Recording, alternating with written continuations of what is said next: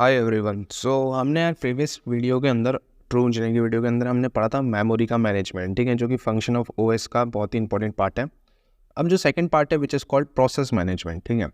अब इसके ऊपर यार आपको अलग से मैं बाद में खुद बहुत सारी चीज़ें पढ़ाऊँगा। इसके अंदर जो ये डायग्राम देख रहे हो, प्रोसेस स्टेट डायग्राम कहते हैं इसको, ये भी अच्छे से आप फ्यूचर में अच्छे से और अच्छे से देखेंगे। दूसरी एक और चीज़ है शेड्यूलर वगैरह, ये सब पढ़ना है, तो ये एक आपको अलग से मिलने वाला है फ्यूचर में, ठीक है। तो अभी बेसिक्स पढ़ेंगे क्योंकि फंक्शन ऑफ ओएस में सारे basics function of operating systems पढ़ने ज़रूरी हैं, क्योंकि वो सेपरेट क्वेश्चन बनेगा। तो आपको पता होना चाहिए कि मेमोरी को कैसे मैनेज कर रहा है, प्रोसेस को कैसे मैनेज कर रहा है, ठीक है। उतना ही पता करो, उतना सफिशिएंट होगा जितना मैं बता रहा हूँ, ठीक। आगे चल के बहुत सारी चीज़ें हैं जो मैं कवर करूँगा, तो अभी टेंशन नहीं लेनी कि भाई वो सारी चीज़ें छूट नहीं तो गई, ये सब चीज़ें तो नहीं है, तो ये सब कोई दिक्कत नहीं है, ठीक है, सब कवर हो जाएगा। स्टार्ट करते हैं without any wasting of time. Process management की बात है तो नाम से क्या समझ में आ रहा है कि जो ऑपरेटिंग सिस्टम है उसका जो मेन फंक्शन है प्रोसेस को मैनेज करना भी है। जैसे मेमोरी को मैनेज कर रहा था, सेम प्रोसेस को भी मैनेज करेगा, ठीक। क्लियर होगी बात। अब प्रोसेस को कैसे मैनेज करेगा, तो एक बहुत ही स्टैंडर्ड सवाल बनता है जो ये बनता है, इसको थोड़ा बड़ा करता है। तो सवाल क्या है भैया, difference between program and process. सबसे पहले अगर आपको प्रोग्राम पता है, प्रोसेस पता है, तो आपका जो काम है ना वो थोड़ा ज़्यादा आसान होने वाला है, ठीक है। अब काम कैसे आसान होगा वो मैं आपको अभी क्लियर करता हूँ कि प्रोग्राम क्या होता है, प्रोसेस क्या होता है। ये थोड़ा क्लियर हो जाएगा तो ऑटोमेटिक सारा पार्ट क्लियर हो जाएगा। तो यहाँ पे यार दो चीज़ें बताते हैं सबसे पहले, फिर डायग्राम से समझेंगे। तो एक ये बन गया, दूसरी चीज़ ये बन गई। तो थोड़ी देर के लिए बस आपको थोड़ा सा अज्यूम करना है ना, फिर उसके बाद आपको खुद ब खुद समझ में आ जाएगा कि प्रोग्राम क्या, प्रोसेस क्या। तो सबसे पहले हम मान लेते हैं कि ये आपकी सेकेंडरी मेमोरी हुई, सेकेंडरी मेमोरी, ठीक है। मेमोरी एम से रिप्रेजेंट हो रहा है मेमोरी को, कलर चेंज कर देते हैं इसका और इसी को कॉपी कर लेते हैं। और ये आपकी मेन मेमोरी या फिर प्राइमरी मेमोरी कह लेते हैं, ठीक है। तो ये हो गई। तो ये आपकी सेकेंडरी मेमोरी है, ये आपकी प्राइमरी मेमोरी है, ठीक है। अब सेकेंडरी मेमोरी में जो भी चीज़ पड़ी होगी, मान लो ये सारी जो चीज़ें हैं ये डिफरेंट नंबर ऑफ प्रोग्राम्स होते हैं। सेकेंडरी मेमोरी में क्या पड़ा होगा, प्रोग्राम्स पड़े होंगे, ठीक है। तो ऐसे करके बहुत सारे n नंबर ऑफ प्रोग्राम्स पड़े होंगे। तो ये सब क्या है, ये सब है प्रोग्राम्स। क्लियर है बात। ऐसे ही होगा P1 P2 P3 ऐसा करके n नंबर ऑफ प्रोग्राम्स पड़े होंगे। तो यहाँ पे लिख भी देते हैं ये प्रोग्राम 1, ऐसे ही नीचे होगा प्रोग्राम नंबर 2, ठीक है। तो ये सारी चीज़ें क्या है, प्रोग्राम है, ओके। वो कहाँ पड़ी है, सेकेंडरी मेमोरी में पड़ी है। अब सेकेंडरी मेमोरी में मान लो इस P1 को एग्जीक्यूट होना है, तो P1 जाएगा मेन मेमोरी में या फिर प्राइमरी मेमोरी में। तो इसको मेन मेमोरी लिख लेते हैं, other than writing primary memory, इसको मेन मेमोरी लिख लेते हैं, ठीक है। एक ही चीज़ हुई वैसे तो अब P1 को होना है एग्जीक्यूट, तो P1 एग्जीक्यूट होगा तो कहाँ चले जाएगा, मेन मेमोरी के अंदर, ठीक है। तो ये आ गया P1 यहाँ पे। तो अब ये जो P1 है मेन मेमोरी में आ गया। So this is your process. ये क्या था, प्रोग्राम था। बट यही प्रोग्राम जब एग्जीक्यूट होता है, अंडर एग्जीक्यूशन फेस में रहता है, तो उसको क्या कहते हैं, प्रोसेस कहते हैं। तो अब मेरे को मैंने है ना, मैं होप कर रहा हूँ कि अब बात समझ में आ गई होगी। फिर से कहता हूँ, ध्यान से सुनना। जो ये P1 है वो अभी का रखा हुआ है, सेकेंडरी मेमोरी में रखा हुआ है। सेकेंडरी मेमोरी का मतलब क्या है कि वो अभी एग्जीक्यूट नहीं हो रहा, ठीक है। जैसे कि आपके सिस्टम में आप बहुत सारे फोल्डर्स बनाते हो, ठीक। अब आप हर एक फ़ोल्डर का हर एक टाइम पे यूज़ तो नहीं करते। आप मान लो 10 बजे आपको कुछ चीज़ें खोलनी है, जैसे आपको अपना रेज्यूमे खोलना है, तो रेज्यूमे वाले पे अगर आप डबल क्लिक करोगे, मान लो ये प्रोग्राम है रेज्यूमे का, या PDF है ये रेज्यूमे की PDF, तो इसमें अगर आप डबल क्लिक करोगे माउस से तो PDF ओपन हो जाएगी। तो जब वो ओपन हो गई तो इसका मतलब क्या है, वो प्रोग्राम से प्रोसेस में कन्वर्ट हो गई, ठीक है। क्लियर है बात। अब नॉर्मल PDF वाली बात नहीं करते, नॉर्मल चीज़ आप नॉर्मली में क्या करते हो, ब्राउज़र ओपन करते हो, ठीक है। आपके में पहले से गूगल क्रोम इंस्टॉल्ड है, बट आपने जब तक उसको डबल क्लिक करके ओपन नहीं किया ना, तब तक वो एग्जीक्यूट नहीं होगा। तो जब डबल क्लिक करके उसको ओपन कर रहे हो, वो मेन मेमोरी में, मतलब उसका चले जा रहा है, सेकेंडरी मेमोरी से मेन मेमोरी में चले जा रहा है, तो उसी चीज़ को क्या कहेंगे, प्रोसेस कहेंगे। अब मेरे ख्याल से सारी बातें समझ में आ गई होंगी कि प्रोग्राम क्या है, प्रोसेस क्या है। प्रोग्राम हमेशा सेकेंडरी मेमोरी में रहता है। अब उस प्रोग्राम को एग्जीक्यूट करना है आपको, तो वो कहलाएगी प्रोसेस। सो प्रोसेस की सबसे पहली डेफिनेशन क्या है, प्रोग्राम अंडर एग्जीक्यूशन। ये आपको हर जगह पे मिल जाएगी। प्रोसेस की अगर कोई आपसे डेफिनेशन पूछेगा तो सबसे मेन डेफिनेशन क्या है, program under execution is called process, ठीक है। तो प्रोसेस क्या है, प्रोग्राम अंडर एग्जीक्यूशन ही प्रोसेस है। जैसे कि यार इंटरनेट, जैसे गूगल क्रोम बेस्ट एग्जांपल है। नॉर्मली जो आप गूगल क्रोम को यूज़ नहीं करते, आपके में ऑलरेडी इंस्टॉल्ड है फ़ोन में या फिर सिस्टम में या पीसी में, जब उसको डबल क्लिक करोगे तो प्रोसेस फेस में चले जाएगा, ठीक है।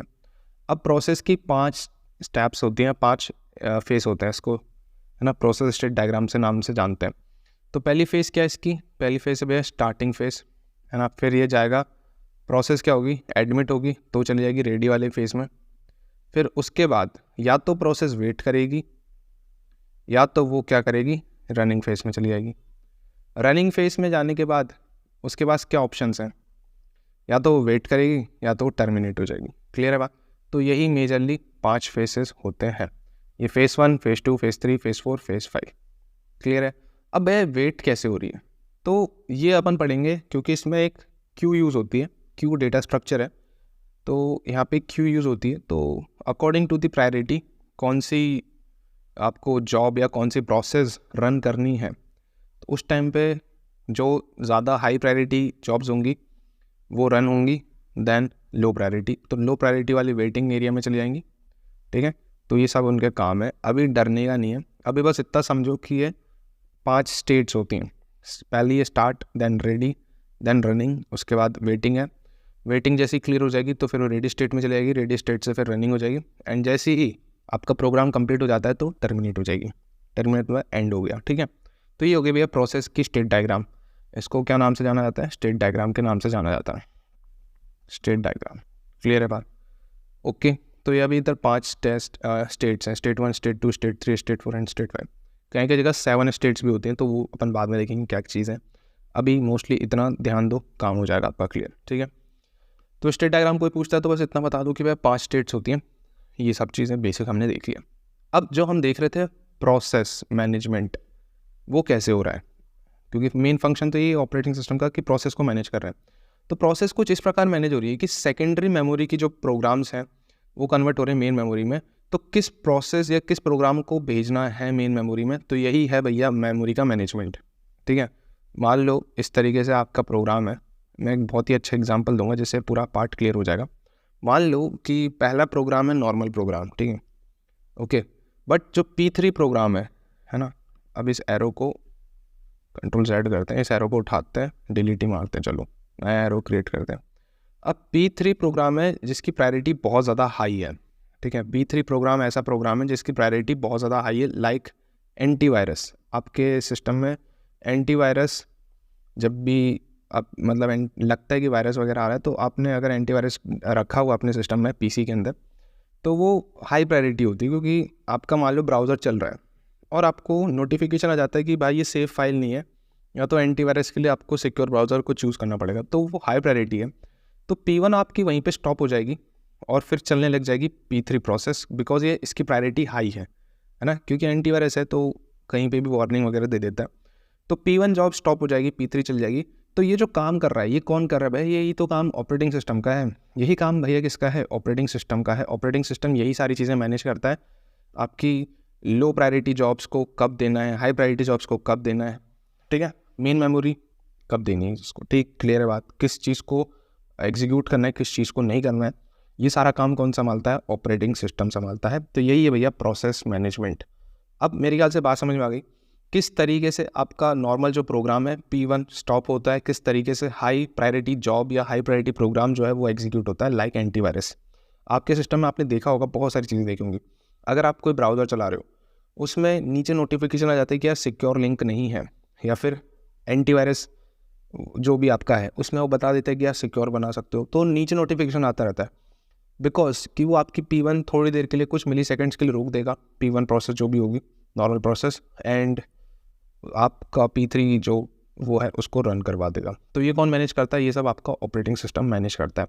तो ये भाई प्रोसेस मैनेजमेंट में यही खेल होता है। तो मेरे ख्याल से प्रोसेस मैनेजमेंट समझ गए, प्रोग्राम और प्रोसेस में डिफरेंस समझ गए। प्रोसेस की कोई डेफिनेशन पूछे तो बता देना, प्रोग्राम जब एग्जीक्यूट हो रहा उसी को प्रोसेस कहते हैं। तो यही चीज़ है, program under execution is called process. यहाँ पे प्रोग्राम है, ये सब प्रोसेस है। प्रोग्राम सेकेंडरी मेमोरी में होता है, प्रोसेस मेन मेमोरी या प्राइमरी मेमोरी में होती है। क्लियर बात। अब ये कुछ डेफिनेशंस हैं, तो स्टैंडर्ड बेसिक डेफिनेशन है, इनको भी क्लियर कर लेते हैं और ये पार्ट समझ में क्लियर क्रिस्टल सभी को हो जाएगा। तो यहाँ पे क्या लिखा, process management refers to the activity involve in managing the execution of multiple processes. ठीक है, मैंने अभी आपको जो बताया था वो यही पार्ट है। कलर चेंज करते हैं, इसका रेड ले लेते हैं। तो यहाँ पे क्या है, मैनेज करेगा सारे एग्जीक्यूशन ऑफ मल्टीपल प्रोसेस को। जैसे ये जो प्रोसेस है P1 P2 P3 है, ठीक है, या प्रोग्राम्स कह लो। अब इन प्रोग्राम में पहले चल रहा था भैया P1 को पूरी CPU वगैरह सब एलोकेट हो रखा है, CPU और IO डिवाइस जो भी चीज़ है, ठीक है, उसको मेमोरी में इसकी जगह रखी हुई है सेकेंडरी से, P1 चल रहा है इधर, ठीक। अब क्या हुआ कि भाई ये जो P1 है आपका नॉर्मली वो स्टॉप हो गया, P3 हाई प्रायोरिटी जॉब आ गई या हाई प्रायोरिटी प्रोसेस आ गई, तो वहाँ पे उसने स्टॉप करके P3 को रन कर दिया। तो ये इसी को कहेंगे अपन कि प्रोसेस को मैनेज कर लिया ना CPU ने, मतलब OS ने। तो OS का जो मेन काम है वो यही है कि प्रोसेस मैनेजमेंट क्या बताता है कि जो भी मैनेजमेंट है एग्जीक्यूशन का मल्टीपल प्रोसेस में, तो ये सारी चीज़ें कौन हैंडल करता है, ऑपरेटिंग सिस्टम ही। तो ऑपरेटिंग सिस्टम का जो मेन फंक्शन है प्रोसेस मैनेजमेंट, वो इसी तरीके से वर्क होता है। क्लियर बात, बहुत सिंपल वे में बता रहा हूँ, बहुत ही इंपॉर्टेंट चीज़ है। It includes creating, scheduling and terminated process. यही सारी चीज़ें कि आपकी जॉब कब क्रिएट हो रही। जॉब बोले तो प्रोसेस, देखो मैं जॉब जब बोल रहा हूँ तो मतलब प्रोसेस का ही है, ठीक है। अब जॉब क्या होती है, प्रोसेस क्या होती है, आगे चल के आपको पता चली जाएगा, ठीक है।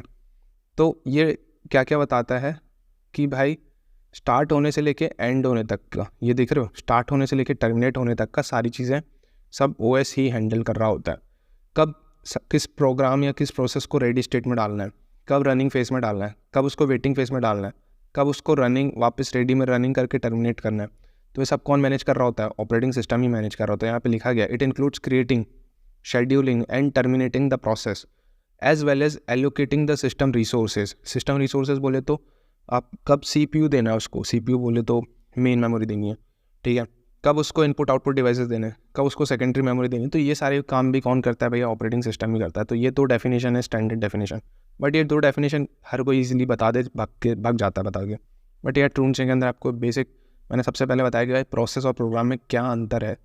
अगर ये अंतर समझ गए तो काम जो है आपका वो बहुत ही ज़्यादा सिंपल हो जाएगा, ठीक है। जो अंतर यही है कि भाई प्रोग्राम सेकेंडरी मेमोरी में होता है, अगर उसी प्रोग्राम को भाई एग्जीक्यूट करवाना है तो प्रोसेस हो जाती है और वो मेन मेमोरी में एग्जीक्यूट होता है। अब कुछ हाई प्रायोरिटी जॉब आ जाती है तो वो नॉर्मल प्रोसेस या प्रोग्राम को टर्मिनेट कर देती है, तो फिर उसके बाद जो हाई प्रायोरिटी जॉब है वो एग्जीक्यूट होती है, ठीक है, लाइक P3, ठीक है। तो एक अब सब कौन हैंडल कर रहा होता है, सारा चीज़ हैंडल कर रहा होता है ऑपरेटिंग सिस्टम। तो ऑपरेटिंग सिस्टम ये सारी चीज़ें हैंडल कर रहा होता है और ये बहुत स्मूथ होता है। ऐसा नहीं कि भैया 1 घंटे तक ये काम हो रहा है, with in a milli second हो जाता है, ठीक है, आपको पता भी नहीं चलता। ठीक, सिंपली मैं बता दूँ, वही ना, आप नॉर्मल प्रोग्राम चला रहे हो तो आपको लैग महसूस भी नहीं होगा। आप एक ही सिंगल ब्राउज़र में मल्टीपल प्रोग्राम एग्जीक्यूट करते हो। तो ये फ़ायदे हैं नए नए ऑपरेटिंग सिस्टम जो मल्टी प्रोग्रामिंग मल्टीटास्किंग परफॉर्म करता है ना, ये सारे नए नए ऑपरेटिंग सिस्टम्स हैं, ठीक है। अभी टाइप्स ऑफ ऑपरेटिंग सिस्टम पढ़ेंगे तभी आपको ऑलरेडी अच्छे से क्लियर करवा दूंगा सारे टर्म्स, ठीक है। अभी सिंपल मेरे ख्याल से प्रोसेस मैनेजमेंट क्लियर हो गया होगा। उसके बाद अपन ने बेसिक डायग्राम देखा है, ये वाला स्टेट डायग्राम जिसको कहेंगे, तो इसको और अच्छे से समझेंगे कब क्या होता है, कैसे क्या होता है और कैसा क्यू डेटा स्ट्रक्चर का यहाँ पे यूज़ है, उसे अपन बाद में देखेंगे ढंग से। आज के लिए इतने रखते हैं एंड मैं होप कर रहा हूँ कि मेमोरी मैनेजमेंट भी सभी को समझ में आ गया है और जो सेकंड चीज़ थी विच इज़ प्रोसेस मैनेजमेंट वो भी सभी को क्लियर हो गई है, ठीक है। तो मिलते हैं नेक्स्ट वीडियो के साथ, बाय।